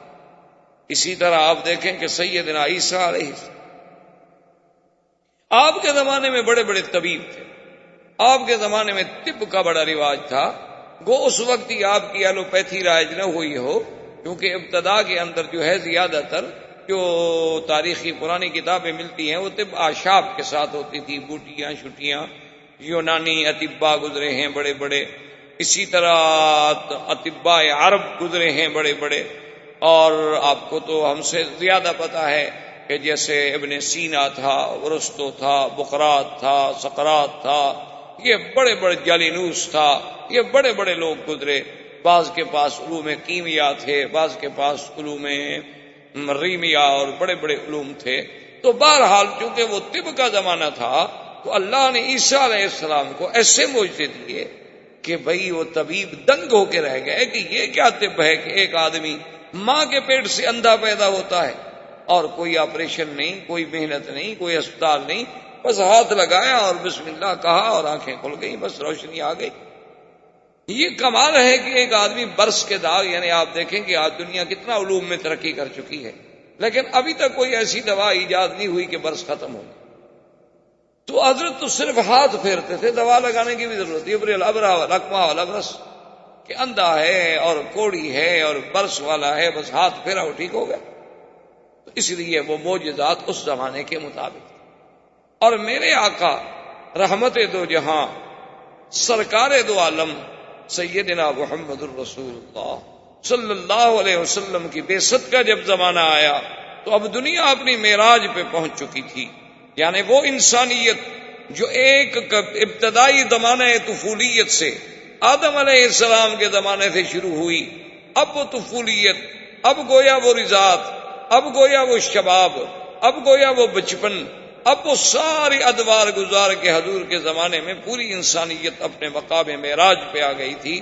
اور فصاحت و بلاغت کا یہ عالم تھا کہ شعراء عرب اپنے کلام کو لے کے اللہ کے کعبے پہ لکھ کے لٹکا دیتے تھے کہ کوئی ہے مائی کا لال جو ہمارے اس بحر میں لکھے، ہمارے اس رجز کا جواب دے، ہماری اس نثر کا مقابلہ کرے، ہماری اس نظم کا مقابلہ کرے۔ تو اس لیے قصائد معلقہ آج بھی ہماری کتابیں جو ہیں معلقات سبع معلقہ کے نام سے، وہ سبع معلقہ کیا تھے کہ مختلف شعراء نے لکھ کے لٹکا دیے تھے کہ اس کا مقابلہ کریں۔ تو اب چونکہ یہ فصاحت و بلاغت کا دور تھا، زمانے میں اتنی فصاحت و بلاغت تھی کہ جب عرب بات کرتے تھے تو حیرت ہوتی تھی ان کی بات سے، یعنی آپ ان کی فصاحت و بلاغت اور ان کی جزالت اور ان کا نئے سے نئے انداز میں گفتگو کرنا، یہ چیزیں جو تھی، اور بڑا اشارات و کنایات، اللہ نے اپنے نبی کو ایسا معجزہ دیا قرآن کہ تمام دنیا کے فصحاء و بلغاء جو تھے وہ دنگ رہ گئے، کوئی ہمت نہ کر سکا کہ اللہ کے قرآن کے مقابلے پہ آئے۔ یعنی آپ دیکھیں ان کے یعنی فہم کا عالم، کہ ایک قیس شاعر گزرا ہے، ایک تو امراء القیس تھا نا، ایک اور شاعر تھا قیس، وہ گزرا، بادشاہ غصے میں آ گیا، اس کی بڑی لمبی چوڑی کہانی ہے۔ تو غصے میں آنے کے بعد بادشاہ نے اس کو بلوایا اور سزائے موت جاری کی۔ بہرحال بادشاہ سزائے موت جب دے دی، اس کو پکڑ کے جب لے جا رہے تھے موت کے لیے، تو جو اس وقت سپاہی ہے جو کچھ سیف تھے، تو انہوں نے کہا کہ دیکھو تم ابھی مر جاؤ گے، ہم تمہیں پھانسی دے دیں گے، لیکن اگر تمہاری کوئی وصیت ہے، کوئی پیغام ہے تو وہ دے دو، اور تو ہم کچھ نہیں کر سکتے، لیکن ہمارے ہاں بھی یہ رواج ہے کہ آخری وصیت پوری کی جاتی، تو آپ ہمیں کوئی پیغام دے دیں۔ انہوں نے کہا میں نے کیا پیغام دینا ہے، شاعر آدمی ہوں، نہ میری کوئی اتنی بڑی برادری ہے، میری تو صرف 2 لڑکیاں ہیں اور فلاں شہر میں رہتی ہیں، اور کبھی آپ لوگوں کا وہاں آنا جانا ہو تو بس ان کو اتنا کہہ دیجئے گا کہ یا ابنتا قیس ان اباکم، بس۔ انہوں نے کہا دیکھو بیچارہ موت کی وجہ سے سٹیا گیا، دماغ چل، یہ کیا پیغام ہوا بھی یا ابنتا قیس ان اباکما، کہ اے 2 قیس کی بیٹیاں تحقیق تمہارا باپ کیا ہوا ہے، یہ کیا پیغام ہے بھائی؟ تو انہوں نے کہا اچھا ٹھیک ہے پہنچا دیں گے۔ انہوں نے کہا اب یہ تو مر رہا ہے، جان چھوڑے، وہ مر گیا، پھانسی دے دی گئی، ختم ہو گیا۔ مدتیں گزر گئیں، سال 2 سال جتنے گزرے، اتفاق سے وہ 2 سپاہی یعنی اتفاقاً اس گاؤں میں گزرے جس گاؤں میں وہ قیس رہتا تھا، تو ان کے دماغ میں بات یاد آئی۔ انہوں نے کہا کہ چلو بھائی ہم اس کی وصیت پوری کرنے تو نہیں آئے، لیکن اتفاق سے یہاں آئے ہوئے ہیں، تو اب اسی بستی میں رہتے ہوئے اگر ہم ایک پیغام اس کو دے دیں تو کیا مشکل ہو جائے گا؟ انہوں نے کہا دے دیں۔ انہوں نے آگے پوچھا بھی یہاں کوئی قیس نامی شاعر تھا؟ انہوں نے کہا ہاں۔ انہوں نے کہا اس کی کوئی اولاد؟ نے کہا اس کی 2 بیٹیاں ہیں، وہ بیچارے غریب ہیں، بکریاں شکریاں چرا رہی ہوں گی فلاں جگہ پر۔ تو انہوں نے آپس میں مشورہ کیا، انہوں نے کہا کہ بھئی بات یہ ہے کہ وہ اس کا پیغام تو ہم پہنچا دیتے ہیں، پہلے تو دماغ پہ زور دیتے رہے کہ کیا کہا تھا، اس نے کہا یہ کہا تھا، اس نے کہا یہ کہا تھا، اس کے بعد خیر بہرحال ان کو بات یاد آ گئی۔ انہوں نے کہا پیغام دے دیتے ہیں لیکن اس کی بچیوں کو یہ نہیں بتلاتے ہیں کہ تمہارا باپ جو ہے وہ قتل ہو گیا، بادشاہ نے پھانسی دے دی، لڑکیاں بیچاری روتی رہیں گی، ہم کیوں خواہ ان کو غم میں مبتلا کریں؟ اگر ان کو اطلاع مل چکی ہے تو الگ بات ہے، ورنہ یہ ہے کہ ہم یہ پیغام دے کے چلے جائیں، بعد میں کوئی بتائے گا کہ مر گیا ہے نہیں مر گیا، ہم کیوں بیچاری کو مصیبت میں ڈالیں؟ انہوں نے کہا ٹھیک ہے۔ وہ دونوں آ گئے، وہ بکریاں چرا رہی تھی، ان کو ملے، پوچھا کہ ابنتا کیسے؟ نہ کہا کیا بات؟ انہوں نے کہا تمہارا باپ میرے۔ انہوں نے کہا کہاں، ہم تو باپ کے لیے بہت پریشان ہیں، 2 سال ہو گئے باپ نہیں آئے۔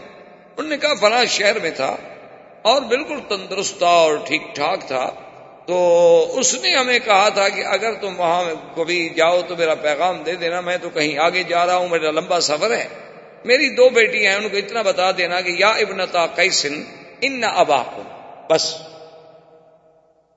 انہوں نے کہا اس کے علاوہ کوئی پیغام؟ نے کہا، انہوں نے کہا تو ایک لڑکی باتیں کرتی رہی اور ایک لڑکی نے پیچھے سے آ کر تلوار سے حملہ کیا اور ایک سپاہی کو قتل۔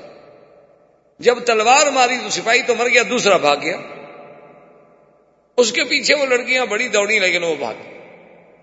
اس نے آگے رپورٹ کی، بادشاہ نے پکڑا، وہ لڑکیاں پکڑی گئی۔ انہوں نے کہا تم نے ہمارا سپاہی مار دیا۔ انہوں نے کہا جی ہم نے تو اپنے باپ کا قاتل مارا ہے۔ نے کہا تمہارے باپ کا قاتل ہے؟ بادشاہ کو یاد نہیں کہ وہ تو میں نے سزائے موت دی تھی، کون تھا؟ کیس بھر گیا، روز تھوڑے قصے ہوتے ہیں، سینکڑوں روز کے واقعات آتے ہیں اور گزر جاتے ہیں۔ انہوں نے کہا وہ کیسے؟ انہوں نے کہا جی یہ ایک سپاہی موجود ہے، اس سے پوچھیں کہ اس نے ہمیں پیغام دیا ہے کہ یا ابنتا کیس ان اباکما۔ انہوں نے کہا ہاں جی۔ انہوں نے کہا اس نے اسی میں ہمیں حکم دیا تھا کہ قد قتل وقاتلہ لناکما، کہ تمہارا باپ مر چکا ہے، قتل کر دیا گیا اور قتل کرنے والے تمہارے سامنے کھڑے ہیں، بدلہ لینا ہے تو لے لو۔ تو ہمیں باپ نے اس میں پیغام دیا تھا، اور آپ تحقیق کریں اگر یہ ہمارے باپ کے قاتل نہیں ہیں تو پھر ہم نے زیادتی کی، اور اگر ہم نے اپنے باپ کا خون کا بدلہ لیا ہے تو بادشاہ سلامت، پھر آپ انصاف کریں۔ اگر ہم بچیاں ہیں، عورتیں ہیں، لڑکیاں ہیں، کہاں جاتی پھر ان کو ڈھونڈ رہے ہیں؟ اتفاق سے ہمارے پاس آ گئے تو باپ کے قاتل کو چھوڑ دیتی۔ تو بادشاہ نے جب تحقیق کی تو پتہ چلا کہ سزا تو ہم نے دی تھی لیکن یہی پولیس والے تھے اس کو لے جانے والے۔ تو انہوں نے کہا اچھا ٹھیک ہے، اس کے وارثوں کو ہم دیت دے دیتے ہیں، اور بچیوں کو کہا کہ تم چلی جاؤ۔ تو یعنی اندازہ یہ ہے کہ ایک لفظ سے اگلا پیغام سمجھ لینا، تو یہ کوئی معمولی بات نہیں ہوتی۔ یہ فصاحت و بلاغت جو ہے یہ بھی اللہ کی ایک دین ہے، ہر کسی کو نہیں ملتی۔ آپ کے ہاں بھی، آپ کی تاریخ ہند میں بھی بڑا ایک مشہور واقعہ گزرا ہے نا جی، کہ شہنشاہ ایران اس زمانے میں، جب وہ آج سے یعنی صدیوں پہلے، تو اس کے بیٹھے ہوئے ایک شاعر نے، یا کہتے ہیں کہ شہنشاہ ایران نے خود جو ہے اس کی زبان پہ ایک شعر آ گیا، فارسی زبان کا دورہ تھا کہ درے ابلق در جہاں کس نمی موجود، کہ بھئی موتی جو ہے وہ 2 رنگا نہیں ہوتا، یعنی اصلی موتی جو ہے یا سفید ہوگا جیسے اپنا ڈائمنڈ ہے، لال ہوگا جیسے یاقوت ہے، اچھا اسی طرح بھی نیلم ہوگا، زمرد ہوگا، کچھ ہوگا، یعنی ایک رنگ ہو۔ درے ابلق، ابلق کہتے ہیں نا جیسے گھوڑا ابلق ہوتا ہے جس میں 2 رنگ ہوتے ہیں، سفید ہے اور سرخ ہے، سفید ہے اور سیاہ ہے۔ تو اس نے کہا کہ درے ابلق در جہاں قسنمی موجود، کہ دنیا میں موتی جو ہے وہ 2 رنگا نہیں۔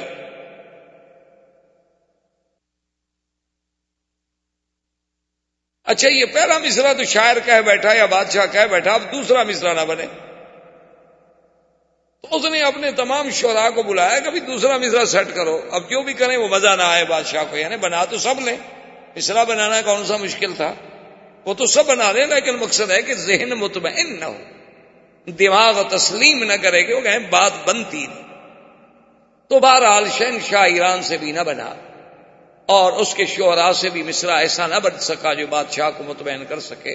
تو اس نے اس دور میں ہندوستان کے بادشاہ کو لکھا کہ میرے شعراء نے، ایک شاعر نے یہ کہہ دیا، ایک مصرع اور دوسرا مصرع کوئی اپیل نہیں کرتا ہمارے ذہن کو، اگر ہندوستان میں کوئی فارسی کہنے والے شاعر ہوں تو مہربانی کر کے اس کا دوسرا مصرع مرتب کروا دیں گے، درے ابلغ در جہاں کس نمی موجود۔ تو اب بادشاہ نے اپنے شاعروں کو بلایا، اچھا انہوں نے بھی کوئی مشرے گھڑے بنائے، وہ بادشاہ کو بھی تسلی نہ ہو۔ بادشاہ کہے بات دل کو نہیں لگی۔ اب جناب گھر میں آیا اور بادشاہ بڑے پریشان بیٹھے تھے، تو ان کی بیٹی جو تھی نا بہت بڑی شاعرہ تھی اور ادیب تھی، بہت بڑی ادیب گزری ہیں اور بہت بڑی اپنے وقت کی شاعرہ گزری۔ تو انہوں نے جب دیکھا کہ باپ میرا بڑا اداس بیٹھا ہے تو اس نے کہا ابا جان کیا بات ہے، آپ بڑے گھبرائے ہوئے ہیں؟ انہوں نے کہا بیٹی بات یہ ہے کہ ایسے شہنشاہ ایران نے لکھا ہے، اب اتنے بڑے ہندوستان کے ملک سے ہم ایک مصرے کا جواب بھی نہ دے سکے تو پتہ نہیں شہنشاہ ایران امتحان لینا چاہتا ہوگا کہ ہمارے ملک میں کوئی پڑھے لکھے لوگ بھی ہیں کہ نہیں، کوئی فارسی دان بھی ہیں کہ نہیں، کوئی ادباء و شعراء بھی ہیں کہ نہیں، تو ہمارے لیے تو یہ موت کی بات ہے نا، یہ تو سبکی ہے نا بڑی۔ تو اس نے کہا ابا جان بات مجھے بھی تو بتائیں کہ وہ کون سا مصرع ہے۔ تو انہوں نے کہا کہ درے ابلغ در جہاں کس نمی موجود۔ تو انہوں نے کہا کہ ٹھیک ہے ابا جان آپ ایسا کریں کہ آپ تو آرام سے سو جائیں، اللہ کو منظور ہے تو اس کا جواب میں دوں۔ اچھا اب بات شہزادی جو تھی وہ بھی ساری رات زور لگاتی رہی، لیکن ان کو بھی تسلی نہ ہو، مصرے تو بن جائیں لیکن تسلی نہ ہو، دل نہ لگے۔ تو صبح کو جب انہوں نے غسل کیا، بی بی نے شہزادی صاحبہ نے غسل کرنے کے بعد وہ شیشے کے سامنے سنگار کے لیے بیٹھی اور سرما ڈالا، تو ہلکا سا سرما چونکہ تھوڑا سا موٹا سرما تھا اور شہزادی کی نازک سی آنکھ تھی، تو سرما جب ڈالا تو سرما جو ہے اس کے ساتھ آنسو بھی ٹپک پڑا، اور آنسو جب ٹپکا تو اس میں سرما بھی ملا ہوا تھا۔ تو فوراً مصرع یاد آ گیا اس کو، اس نے کہا کہ درے ابلغ در جہاں کس نمی موجود مگر اشک بتانے سرما آلود، کہ دنیا میں کوئی موتی جو ہے وہ دو رنگا نہیں ہوتا مگر محبوب کی آنکھ سے ٹپکا ہوا آنسو جو سرما پہنتے ہوئے ٹپکے، وہ موتی جو ہے وہ ابلغ، کہ اس میں سفیدی بھی ہے سیاہی بھی ہے، تو ابلغ موتی تو مل گیا۔ تو اب جناب جی ابو زیب النساء نے یہ شعر کہا تو بادشاہ تو جھوم اٹھا نا، جو تو سب کے دماغ کو لگ گئی نا بات کے بعد، عقل سے، دلائل سے، فکر سے، ہر لحاظ سے، وزن سے، باہر سے پوری اتر رہی ہے۔ تو انہوں نے جناب وہ شعر لکھا اور شہنشاہ ایران کو بھیجا، شہنشاہ ایران نے پڑھا تو وہ جھوم گیا، انہوں نے کہا کمال ہو گیا بھائی، ہماری زبان ہے فارسی، ہم تو نہ بنا سکے لیکن ہند کے لوگوں نے بیٹھ کے ہمیں جواب دے دیا فارسی زبان میں۔ تو اس نے فوراً قاصد دوبارہ بھیجا کہ شہنشاہ ہند سے کہ میں آپ کی خدمت میں التجا کرتا ہوں کہ خدا کے لیے جس شاعر نے یہ جواب لکھا ہے وہ مجھے دے دیا جائے۔ اب ایک اور مصیبت بن گئی شہنشاہ ہند کے لیے کہ بھائی اچھا جواب لکھا کہ بیٹی بھی دے دوں۔ اب جناب جب وہ جواب آ گیا، وہ خط آ گیا، اب بادشاہ پھر پریشان ہو گیا۔ بیٹی نے پوچھا کیا بات ہے آپ کیوں پریشان؟ انہوں نے کہا ایسے ہوتا ہے، کوئی ایسی بات۔ تو اس نے اسی شہنشاہ ایران کے خط پہ لکھا کہ من منم مخفی منم بوئے گل در برگ گل، کہ میں اپنے آپ میں اس طرح چھپی ہوئی ہوں جس طرح خوشبو پھول کی پتی میں چھپی ہوئی ہوتی ہے۔ تو آپ کو پھول سونگھنے سے، خوشبو سونگھنے سے کام ہے، پتی چیرنے سے کام نہیں ہے۔ تو لکھ کے صبح بادشاہ نے دستخط کیے تو بادشاہ ایران سمجھ گیا کہ ان کی بیٹی کا شعر ہے، تو اس نے معذرت کر لی۔ تو ادیب لوگ اس قسم کے ہوتے تھے، فصیح لوگ اس قسم کے ہوتے تھے کہ اشارات کی زبان سمجھ جاتے تھے۔ یعنی آپ جو جہلائے عرب شعرائے جاہلیت عرب کو دیکھیں، یعنی آپ حیران ہوں گے کہ آج تک علماء قواعد یعنی علماء نحو، علماء صرف آج بھی اپنے قواعد کی بنیاد رکھتے ہیں تو شعرائے جاہلیت پر، کہ بھئی فلاں شاعر نے یوں کہا ہے، متنبی نے یہ کہا ہے، فلاں نے یہ کہا ہے، تو اس کا مطلب ہے کہ یہ ترکیب اور اس قسم کا جملہ کہنا ٹھیک ہے، اگر یہ ٹھیک نہ ہوتا تو فلاں زمانے کا شاعر ایسی بات نہ کہتا۔ لیکن اللہ نے جب حضور صلی اللہ علیہ وسلم کو قرآن کا معجزہ دے کے بھیجا تو کسی عالم نے کیا اچھی بات لکھی ہے، اس نے کہا کہ قرآن اپنے اندر ایک ایسا معجزہ تھا کہ اگر کسی صحرا میں رکھ دیا جائے اور کوئی بتانے والا بھی نہ ہو کہ یہ کون سی کتاب ہے، تو ہر پڑھنے والے کو اعتراف کرنا پڑے گا کہ مخلوق کی کلام، یہ کسی بندے کا کلام نہیں ہو سکتا، یہ لازماً کسی غیر مخلوق کا کلام ہے، اللہ کا کلام ہے، لیکن یہ کسی انسان کا کلام نہیں ہو سکتا۔ کیونکہ انسان کے کلام میں یہ نہیں ہو سکتا کہ بیک وقت مدح بھی ہو، بیک وقت ذم بھی ہو، ترغیب بھی ہو، ترہیب بھی ہو، وعد بھی ہو، وعید بھی ہو، اور پھر الف سے لے کر یہ تک ایک اسلوب ہو، ایک ترتیب ہو کہ بظاہر دیکھو تو سمجھ نہ آئے، جب غور کرو تو ایک ایک حرف میں تمہیں موتی ملے، ایک ایک حرف میں تمہیں احکام ملیں، ایک ایک حرف میں تمہیں مسائل ملیں۔ تو اللہ کے قرآن کی عظمت، حضور صلی اللہ علیہ وسلم کی یہ شعرا جب پہنچا تو ابی ذر کہتے ہیں کہ میں نے اپنے اس شاعر بھائی انیس سے کہا کہ بھی تم جا کے پتہ کرو، کوئی کہتا ہے شاعر ہیں، کوئی کچھ کہتا ہے، تم تو بہت بڑے شاعر۔ اور وہ مقابلے 3 دفعہ مقابلے جو تھے انیس شعراء سے جیت چکا تھا، خود اتنا بڑا شاعر۔ وہ مکے میں آ گیا، ادھر سے پوچھا ادھر سے پوچھا، کچھ دنوں کے بعد چلا گیا، ابو ذر سے کہا، لیکن ابو ذر کو اطمینان نہ ہوا، لگا کوئی تم کام کی بات تو لائے نہیں، بس یہی آگے تم نے کہا ہے کہ ایک نبی ہے، نام محمد الرسول اللہ ہے صلی اللہ علیہ وسلم، لیکن تم آپ سے ملتے، آپ سے بات کرتے، ان کی باتیں سنتے، پھر فیصلہ کرتے کہ وہ شاعری فرما رہے ہیں یا باقی کوئی اللہ کا کلام ہے، تم تو کوئی اچھی معلومات نہیں لے آئے۔ اب ایسا کرو کہ تم یہاں کا نظام سنبھالو، میں خود جاتا ہوں۔ ابھی ذر کہتے ہیں کہ میں مکے میں آ گیا اور اکیلا آدمی، کوئی جاننے والا نہیں، کوئی پہچاننے والا نہیں، اور مکے میں بھی میری کوئی جان پہچان نہیں، بنی غفار قبیلے کا میں آدمی تھا، اور مکے میں یہ عالم تھا کہ جو حضور کا نام لیتا تھا مشرکین مکہ اس کو مارتے تھے، کیونکہ اب ابتداء بعثت کے بعد وہ نفرتوں کا، وہ ظلم و جبر کا آغاز حضور کے خلاف ہو گیا صلی اللہ علیہ وعلا آلہ واصحابہ وسلم تسلیما کثیرا کثیرا۔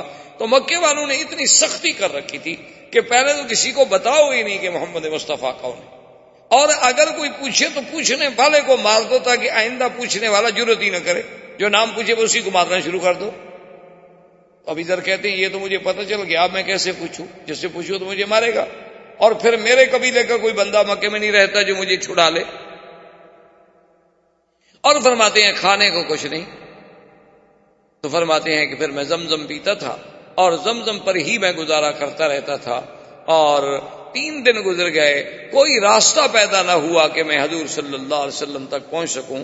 فرماتے ہیں کہ تیسری رات تھی، کعبہ شریف کے میں قریب بیٹھا ہوا تھا، یہاں 2 بت ہوتے تھے مشرکین کے، ایک کا نام اساف تھا اور ایک کا نائلہ تھا۔ یہ دونوں بت تھے، اصل میں یہ دونوں بت بھی نہیں تھے بلکہ ایک عورت اور مرد تھے، نعوذ باللہ ثم نعوذ باللہ۔ انہوں نے اللہ کے کعبے میں آ کے بدکاری کی، اللہ کا عذاب آیا اور دونوں پتھر بن گئے۔ مشرکین مکہ نے ان کو عبرت کے لیے کعبے کے دروازے کے قریب رکھا اور آہستہ آہستہ پوجا شروع ہو گئی، وہ خود خدا بن گئے۔ تو بہرحال وہ کہتے ہیں کہ میں بیٹھا ہوا تھا کہ 2 عورتیں آئیں، اور دونوں عورتوں نے آ کے اس اساف کو اور نائلہ کو وہ چاٹا چوما، جیسے ان کے طریقہ تھا عبادت کا، وہ شروع کی۔ اور میں اساف اور نائلہ کے قصے تو سن چکا تھا، کیونکہ میرا بھائی تو خود شاعر تھا، وہ ایسی باتیں تو کئی دفعہ شعروں میں لکھ چکا تھا۔ تو میں جب قریب آیا تو میں نے ان سے کہا کہ کون ہو تم؟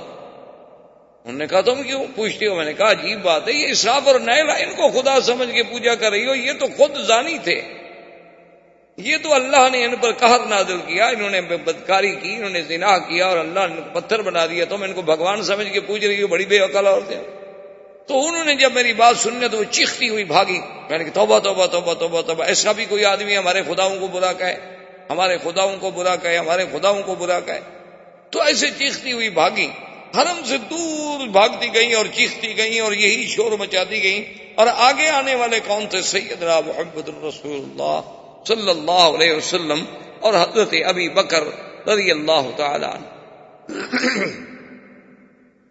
حضور صلی اللہ علیہ وسلم نے حضرت صدیق سے فرمایا بھی عورتوں کو روکو، کیا بات ہے، کیوں چیخ رہی ہیں، کیوں رو رہی ہیں، کیا بات ہے، ان پر کوئی ظلم ہوا؟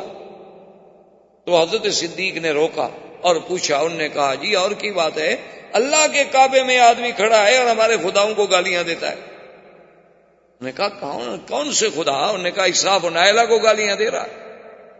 تو انہوں نے فرمایا اچھا تم جاؤ، اور آپ نے فرمایا ابو بکر چلو دیکھو تو صحیح، پھر وہ آدمی تو گویا ہمارے کام کا ہوا نا، کیونکہ وہ تو جب ان کو نہیں مانتا تو اس کا معنی یہ ہے کہ اس کے دماغ میں کوئی توحید کا خلل تو آیا ہوا ہے۔ تو فجاء ابی بکر فجاء رسول اللہ صلی اللہ علیہ وسلم، حضرت ابی ذر کہتے ہیں کہ آقا بھی اور حضرت صدیق بھی دونوں میرے پاس تشریف لائے اور میں اسی جگہ کعبۃ اللہ کے قریب بیٹھا ہوا تھا. میں نے پوچھا تو آپ نے کہا کہ اچھا تم اسحاق اور نائلہ کو برا کہہ رہے تھے. اس نے کہا کہ جی ہاں میں کہہ تو میں رہا تھا, آپ کون ہیں؟ فریا رسول اللہ, حضور بڑے خوش فرمائے انا محمد الرسول اللہ, میں ہی وہ اللہ کا بھیجا ہوا رسول ہوں. تو اس نے کہا کہ حضور میں تو آپ سے باتیں کرنا چاہتا ہوں. آپ نے فرمایا اذا رآک کفار قریش نازوک, کہ تمہیں کفار قریش جو ہیں وہ بڑی تکلیفیں پہنچائیں گے.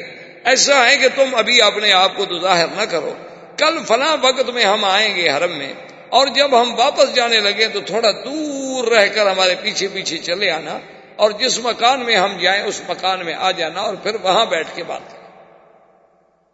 تو ابی ذر کہتے ہیں کہ دوسرے دن حضور صلی اللہ علیہ وسلم اپنے وعدے کے مطابق تشریف لائے, اور وہاں عبادت کرنے کے بعد جب جانے لگے تو میں آپ کے پیچھے چلا تو حضور دار ارقم میں تشریف لے گئے. دار ارقم جو ہے جہاں اب صفا مروہ ہے, بالکل اس کے قریب ایک گھر تھا, ایک مکان تھا جس کا نام دار ارقم تھا, اور اس کا بھی ایک بہت بڑا تاریخ میں ایک مقام ہے کہ حضرت عمر بھی وہاں اسلام لائے, ابی ذر بھی وہاں اسلام لائے, سیدنا حمزہ بھی وہاں اسلام لائے. لیکن چونکہ حرم کی توسیع میں صفا مروہ کے بڑھانے میں ضرورت تھی تو اب تو وہ حرم کا ایک حصہ بن گیا. تو بہر صورت حضور صلی اللہ علیہ وسلم دار ارقم میں گئے, ابی ذر آئے اور اس کے بعد بیٹھے, حضور صلی اللہ علیہ وسلم سے اللہ کا قرآن سنا. فاسلم ابی ذر, ابی ذر فوراً مسلمان. حضور نے فرمایا کہ ابی ذر دیکھو تم کمزور آدمی ہو, اور تم جو ہے ابھی اس کو اپنے اسلام کو اخفاء میں رکھو. اس نے کہا حضور اب اخفاء میں تو میں بھی نہیں رکھتا, لیکن بہرحال یہ ہے کہ میں جا کر اپنے قبیلے میں محنت کروں. تو حضرت ابی ذر پھر تشریف لے گئے بنی غفار میں, تقریباً 15 سال دعوت اسلام دیتے رہے. اور اس وقت ابھی کوئی احکام تو نازل نہیں ہوئے تھے نا کہ نماز سکھائی جائے, روزہ سکھایا جائے, حج سکھایا جائے, یہ تو احکام ابھی نازل ہی نہیں ہوئے. اس وقت تو صرف درس توحید دیا جاتا تھا اور شرک سے بچانے کے سبق دیے جاتے تھے, اور نبوت اور رسالت کا مقام سمجھایا جاتا تھا, اور آخرت پر ایمان کے بارے میں مختصر سی باتیں بتا دی جاتی تھیں. اور اتنی باتیں تو الحمدللہ ایک آدمی اگر صدق قلب سے چاہے تو تھوڑے سے وقت میں سیکھ لیتا ہے. تو ابی ذر رضی اللہ تعالی عنہ اپنے قبیلے میں گئے, اور پھر دیکھیں کہ اسی ابی ذر کی محنت سے جب حضور مدینہ منورہ تشریف لے گئے تو انہوں نے اتنی بڑی محنت کی کہ اپنا قبیلہ بنی غفار جو تھا وہ تقریباً آدھے کا آدھا مسلمان ہو گیا, اور سب کو لے کر حضور کی خدمت میں پہنچے صلی اللہ علیہ وسلم رضی اللہ تعالی عنہ وارضاہ. تو اب یہ زمانہ تھا حضور صلی اللہ علیہ وسلم کی ابتدائی بعثت. اب حضور صلی اللہ علیہ وسلم کی اس بعثت کو کفار ہضم نہیں کر سکتے تھے, قریش سے برداشت نہیں ہوتا تھا. ہر قسم کی انہوں نے ایذائیں دینی شروع کی, یعنی اصحابہ کو ایذائیں دینی شروع کی کہ جو جس کے پاس غلام ہے وہ اپنے اس غلام پہ ظلم و تشدد کا بازار گرم کر. اتنی ایذائیں پہنچائیں کہ جس کا آدمی تصور نہیں کر سکتا. حتیٰ کہ اللہ تبارک و تعالی رحمت کرے, سب سے پہلے حضور صلی اللہ علیہ وسلم کے بعد جس نے کلمہ حق بلند کیا وہ سیدنا ابی بکر تھا. سب سے پہلے انہوں نے آ کے اللہ کے حرم میں کھل کر اللہ کا قرآن پڑھا اور کافروں کو دعوت توحید دی. اور کافروں نے نعوذ باللہ اتنا مارا حالانکہ ابو بکر قریش. حتیٰ کہ تاریخ میں آتا ہے کہ سیدنا ابو بکر کا چہرہ خون میں بھر گیا, یعنی پتہ نہیں لگتا تھا کہ چہرہ کہاں, اتنا خون بہایا گیا. اور اس کے بعد حضرت عبداللہ ابن مسعود رضی اللہ تعالی عنہ نے حضرت ابو بکر کے بعد وہ والے صحابی ہیں جنہوں نے کعبۃ اللہ میں آ کر قریش کے سامنے کھڑے ہو کر قرآن پڑھا. اور ایک روایت میں ہے کہ سورۃ الرحمن پڑھی, اور کافروں نے مارنا شروع کیا. وہ مار رہے ہیں, وہ پڑھ رہے ہیں, وہ مار رہے ہیں, وہ پڑھ رہے ہیں, مار کھاتے رہے لیکن سورت پوری مکمل کر. اور بڑے کمزور آدمی تھے, خفیف آدمی تھے, آپ کی پنڈلیاں مبارک بڑی پتلی تھی. تو ایک دن ایک صحابی ہنس پڑے تو حضور نے فرمایا کیا کہہ رہے ہو, اگر ایک پلڑے میں جبل احد رکھا جائے اور ایک پلڑے میں عبداللہ ابن مسعود کی پنڈلی رکھی جائے تو یہ بھاری ہو جائے گی, اتنا شان والا ہے میرا صحابی. تو عبداللہ ابن مسعود کو بھی دوسرے دن حضور نے فرمایا کہ عبداللہ ابن مسعود تم ایسی کوشش نہ کرو, تم کمزور آدمی ہو, قریش تمہیں ماریں گے, کل بھی تمہیں اتنا مارا. اس نے کہا لو امرتنی رسول اللہ لقرأت اليوم, اگر آپ مجھے حکم دے تو آج میں پھر جا کے پڑھوں قرآن. ماریں گے تو کہ ماریں گے، کیا ہوگا؟ اب حضور صلی اللہ علیہ وسلم کے خلاف قریش نے محاذ بنایا اور ابی طالب کے پاس آئے، اور ابی طالب سے آگے کہنے لگے کہ بھئی اب ہم تنگ آ چکے ہیں، دو باتیں چن لو، یا تو حضور صلی اللہ علیہ وسلم سے علیحدہ ہو، پھر ہم خود نمٹ لیں گے، یا پھر حضور صلی اللہ علیہ وسلم کو دعوت توحید سے روک دو۔ وہ آپ کا مشہور تاریخ میں آج تک جو جملہ ہے کہ جب ابی طالب نے حضور سے قریش مکہ کے سرداروں کا مطالبہ رکھا تو آپ نے فرمایا واللہ یا امی، میرے چچا خدا کی قسم ہے، لو وضعوا الشمس فی یمینی والقمر فی یساری، اگر یہ سورج لا کے میرے داہنے ہاتھ پہ رکھ دیں اور چاند کو میرے بائیں ہاتھ پہ رکھ دیں، میں ان کو تو ٹھوکر مار سکتا ہوں لیکن اللہ کی توحید کو میں نہیں چھوڑ سکتا۔ ابی طالب نے بھی کہا کہ اچھا بھائی میں کیا کروں؟ دوسرے دفعہ ابی طالب کے پاس وفد لے کے آئے، اور ایک دفعہ بڑی عجیب بات کی کہ انہوں نے کہا کہ ایسا کرتے ہیں کہ حضور کا مقابلہ کرنے کے لیے بھئی ہم خود کیوں نہ ایک آدمی پیدا کریں۔ تو انہوں نے نضر ابن الحارث کو پیدا کیا۔ نضر ابن الحارث جو ہے یہ بڑا شاعر تھا، بڑا ادیب تھا، اور بڑا لفاظ تھا، اور بڑا قصہ گو آدمی تھا۔ ان نے اس کی ڈپٹی یہ لگا دی کہ تم کوئی کام نہ کرو، ہم تمہارے گھر کا سارا خرچ برداشت کر لیں گے، جہاں حضور بیٹھ کے قرآن پڑھیں تم ساتھ قریب بیٹھ کے اپنے قصے کہانیاں شروع کر دو، تاکہ حضور کے پاس لوگ نہیں جائیں گے، تقسیم ہوتے چلے جائیں گے۔ وہ ایک دن، 2 دن، 3 دن، 4 دن کے بعد جھوٹ کا قصہ تو ختم ہو گیا، اتنے جھوٹے قصے سنایا اور قرآن کا مقابلہ کیسے کرے۔ تو جب ان کی یہ چال بھی ناکام ہو گئی، نضر بن الحارث بھی ناکام ہو گیا، اب انہوں نے ایک اور چال چلی۔ وہ چال یہ تھی کہ ایک لڑکا تھا عمار، بعد نے اس کا نام عامر لکھا ہے، بعد نے عمار لکھا ہے، بڑا ہی خوبصورت لڑکا تھا اور اتنا سمجھدار، اتنا ذہین، اتنا ذکی کہ کوئی آدمی اس کو دیکھتا تو بس وہ پاگلوں کی طرح دیکھتا ہی رہ جاتا۔ وہ اس بچے کو لے کے ابی طالب کے پاس آئے اور کہنے لگے کہ ابی طالب ایسا کرو کہ اس بچے کو تم لے لو اور اس کے بدلے میں ہمیں محمد مصطفیٰ دے دو، ہم نے تمہیں حضور کے بدلے میں ایک بچہ دے دیا ہے، اور ہم نہیں برداشت کر سکتے اپنے خداؤں کی برائی کہ ہر وقت اللہ کے نبی ہمارے اسلاف کو اور ہمارے آباؤ کو کہتے ہیں وہ پاگل تھے، وہ مشرک تھے، وہ جہنمی تھے، یہ ہم نہیں برداشت کرتے۔ تو ابی طالب نے کہا عجیب لوگ ہو بھائی، تم اپنی طرف سے بڑی سوچ کے آئے ہو، لیکن ہے بڑے عجیب لوگ کہ میں اپنے حقیقی چچے کے بھائی کے بیٹے کو تو تمہارے سپرد کر دوں اور لوگوں کے بچوں کو پالتا رہوں۔ یعنی تم نے ابی طالب کو اتنا کم عقل سمجھا ہے کہ میں غیروں کے بیٹے کو لے کر اس کی تو حفاظت کروں اور اپنا بھائی کا بیٹا جو ہے وہ تمہارے سپرد کر دوں کہ تم اس پہ ظلم کرو، میں محمد پاک کو نہیں چھوڑ سکتا۔ دیکھیں کہ بعض اوقات اپنے قبیلے کی غیرت بھی بڑی عجیب ہوتی ہے نا جی۔ تو حضور پاک نے ابی طالب سے اور ان کے بیٹوں سے اور وہاں جو موجود تھے قبیلہ بنی ہاشم بنی عبد المطلب کے لوگوں سے کہا کہ دیکھو سنو، میری وجہ سے تم کیوں مصیبت میں مبتلا ہوتے ہو؟ تم علیحدہ ہو جاؤ، میں نے تو اللہ کا فرض پورا کرنا ہی کرنا، میں نے تو خدا کو اللہ کی توحید بیان کرنی ہے اور خدا کے حکم کو پورا کرنا ہے۔ لیکن دیکھیں انہوں نے کہا کہ محمد سنو، ہم تمہارے دین پہ تو نہیں ہیں، لیکن خدا کی قسم ہے تم جاؤ اللہ کے دین کی دعوت دو، جو تمہارا مقابلہ کرے گا ہم تمہارا ساتھ دیں، ہم تمہارا دین نہیں قبول کرتے، لیکن ہم تمہاری اہانت اور تمہاری تکلیف نہیں برداشت کرتے۔ تو اسی طرح آتا ہے کہ حضور صلی اللہ علیہ وسلم اللہ کے کعبے میں عبادت کر رہے تھے کہ ابو جہل لعنت اللہ علیہ، جو سب سے بڑا دشمن اسلام، دشمن رسول صلی اللہ علیہ وسلم، بلکہ حضور نے فرمایا کہ فرعون هذه الامہ، میری امت کا اگر کوئی فرعون ہے تو ابو جہل۔ اور ایک روایات میں یہ بھی آتا ہے حضور نے فرمایا کہ فرعونی اشد من فرعون موسیٰ، کہ میرا فرعون جو ہے وہ موسیٰ علیہ السلام کے فرعون سے بھی بڑا سخت ہے۔ کہ موسیٰ علیہ السلام کے زمانے میں جو فرعون تھا اس کو تو ایک غوطہ لگا پانی میں اور کہنے لگا آمنت برب موسیٰ و ہارون، اور یہ بدبخت مرتے وقت بھی کلمہ نہیں پڑھا اور ایمان نہیں لے آیا۔ تو یہ فرعون جو ہے اشد من فرعون۔ تو حضور صلی اللہ علیہ وسلم کے قریب آیا اور کہنے لگا کہ یا محمد صلی اللہ علیہ وسلم، کہنے لگا کہ دیکھو تم جانتے ہو کہ اس وقت میں سردار مکہ ہوں، تم جانتے ہو کہ اس وقت میرا قبیلہ جو ہے بنی مخزوم، وہ کتنا بڑا قبیلہ ہے، بنو مخزوم قبیلے کا تھا، قریش تھا، قریبی تھا، اور میں تمہیں کہتا ہوں کہ آئندہ نہ تو تم اللہ کے کعبے میں یہاں آ کر عبادت کرنا ظاہراً کھلے ہو کر، اور نہ ہی یہاں کھڑے ہو کے کسی کو توحید کا سبق پڑھانا، ورنہ نعوذ باللہ کچھ ہو جائے، سارے قریش والے میرے خلاف کھڑے ہو جائیں، لیکن یہ ہے کہ میں آپ کو پھر زندہ نہیں چھوڑوں۔ اور اس کے بعد آتا ہے ابو جہل اور بنو مخزوم اپنے قبیلے کو اکٹھا کرتا ہے اور کہتا ہے کہ دیکھو بات سنو، اب میں اس مقام پہ آ گیا ہوں کہ مجھے حضور صلی اللہ علیہ وسلم کی باتیں برداشت ہیں، میں نے فیصلہ کر دیا ہے، تم میری قوم ہو، اگر کل کو میرا ساتھ دو گے تو تمہاری مرضی، اگر میرا ساتھ نہ بھی دو تو تمہاری مرضی، لیکن میں اب حضور صلی اللہ علیہ وسلم پر حملہ کروں گا اور آپ کو زندہ نہیں چھوڑوں۔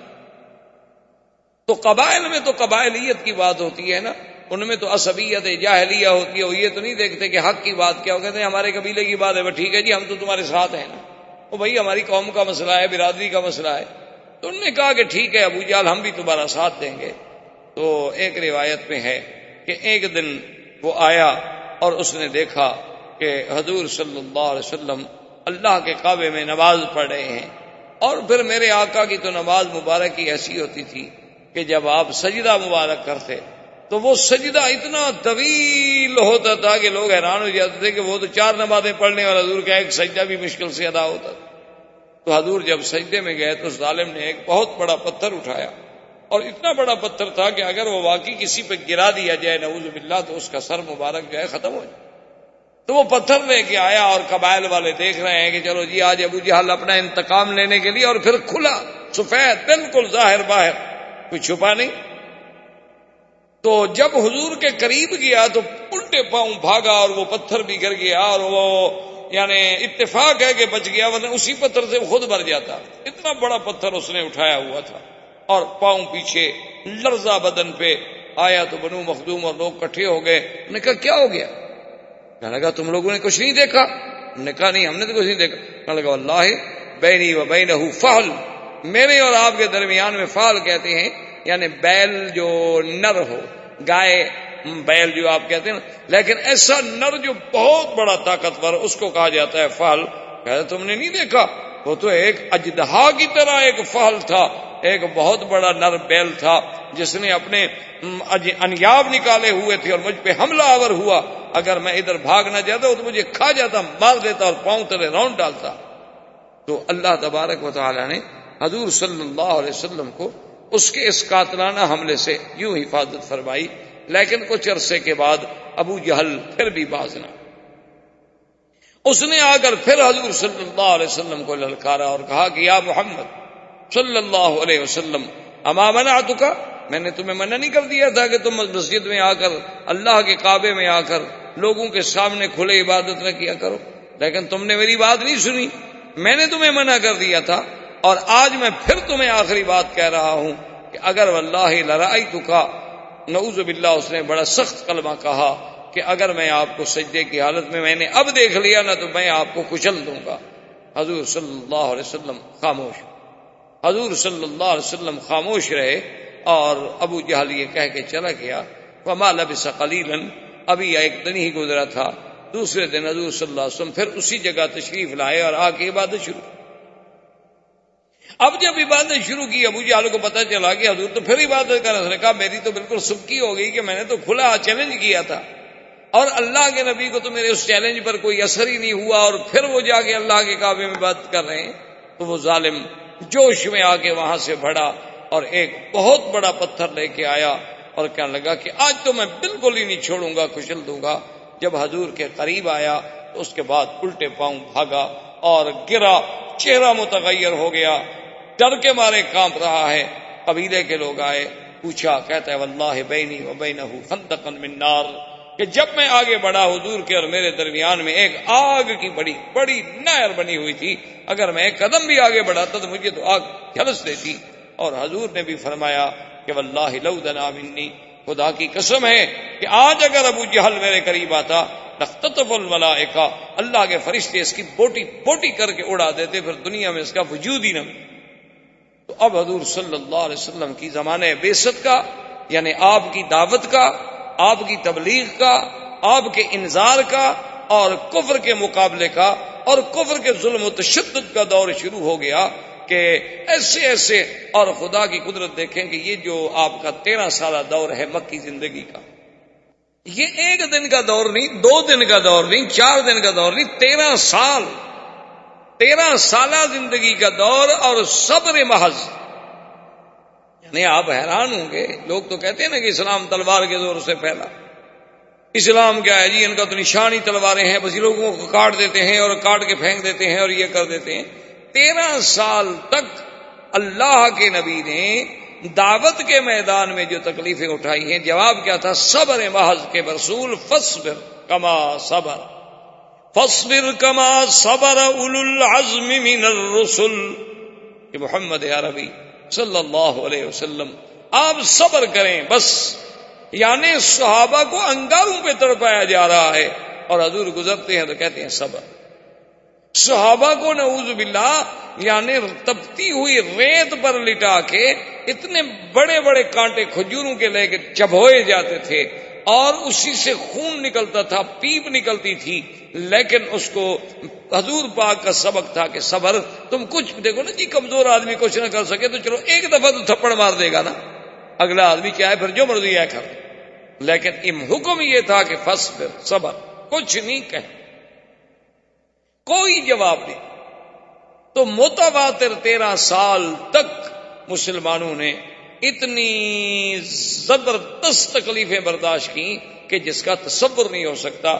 آپ حیران ہوں گے کہ بی بی سمیہ جو اسلام لائی حضور صلی اللہ علیہ وسلم پر، ابو جہل ظالم نے اسے کہا کہ اسلام چھوڑ دو، بی بی سمیہ نے کہا کہ اب تو میں حضور صلی اللہ علیہ وسلم کا دامن مبارک نہیں چھوڑ سکتا۔ تو پتہ ہے اس ظالم نے کیا عذاب دیا؟ اس نے 2 سرکش اونٹ منگوائے، بی بی سمیہ کے دونوں ٹانگوں میں رسے باندھے گئے، ان رسوں کو اونٹوں کے گلے میں ڈالا گیا اور دونوں اونٹوں کو مخالف سمت میں دوڑایا گیا، اور بی بی صاحبہ کا بدن جو تھا وہ 2 حصوں میں تقسیم ہو گیا اور ظالم نے نیزہ مارا جو بی بی صاحبہ کو لگا۔ یعنی آپ اندازہ کریں ظلم و تشدد کا کہ ایک زندہ انسان کو یعنی یوں پکڑ کے جیسے آپ مرغی کو 2 حصے کرتے ہیں یا کسی بکری کو آپ 2 حصوں میں تقسیم کرتے ہیں، یہ کہہ دینا تو بڑا آسان، لیکن اسی طرح تقسیم کر دیا گیا۔ لیکن اس وقت بھی ان کی زبان پہ تھا اشہد ان لا الہ الا اللہ واشہد ان محمد رسول اللہ۔ تو حضور صلی اللہ علیہ وسلم نے یعنی اس سے بڑا کوئی ظلم ہوگا کہ میرے آقا طواف کر رہے ہیں، حالت طواف میں ہیں، اور قریش باہر آ کے بیٹھ جاتے، جن کے قریب حضور گزرتے تو وہ گالیاں دینی شروع کر دیتے، جن کے قریب حضور صلی اللہ علیہ وسلم گزرتے تو حضور کی شان میں پھپتیاں کسنی شروع کر دیتے۔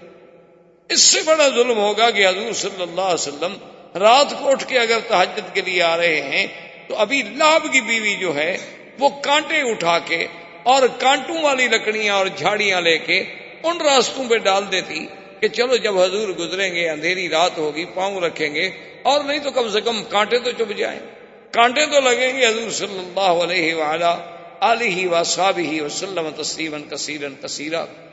اس طرح یہ دور بعثت اور یہ مکی زندگی کا دور کہ مسلمانوں پر اور ایمان والوں پر، مستضعفین پر، اللہ کے نام لینے والوں پر، حضور کا ساتھ دینے والوں پر ظلم و تشدد کا دور ہے۔ لیکن خدا کی شان ہے کہ آج تک چشم عالم نے ایسے وفاداروں کی پھر مثال بھی نہیں دیکھی، اور آج تک چشم عالم نے حضور صلی اللہ علیہ وسلم کی زبان مبارک میں جو حلاوت، اور آپ کی زبان مبارک میں جو تلاوت، اور آپ کی زبان مبارک میں جو تاثیر، اور آپ کی قرات قرآن میں جو اثر آفرینی، حضور صلی اللہ علیہ وسلم کی یعنی آپ کی وجاہت مبارک اور آپ کے چہرے مبارک میں جو کشش، اور آپ کے جمال میں، آپ کے کمالات میں جو جلا تھی، وہ بھی دنیا میں آج تک کوئی اس کی مثال پیش نہیں کر سکتا۔ اللہ ہمیں حضور کی سیرت پر چلنے کی توفیق عطا فرمائیں اور آپ کی محبت نصیب فرمائیں۔ والسلام علیکم۔ احباب کرام، اس کے بعد اب آپ اس مبارک سلسلے کی CD نمبر 7 سماعت فرمائیں۔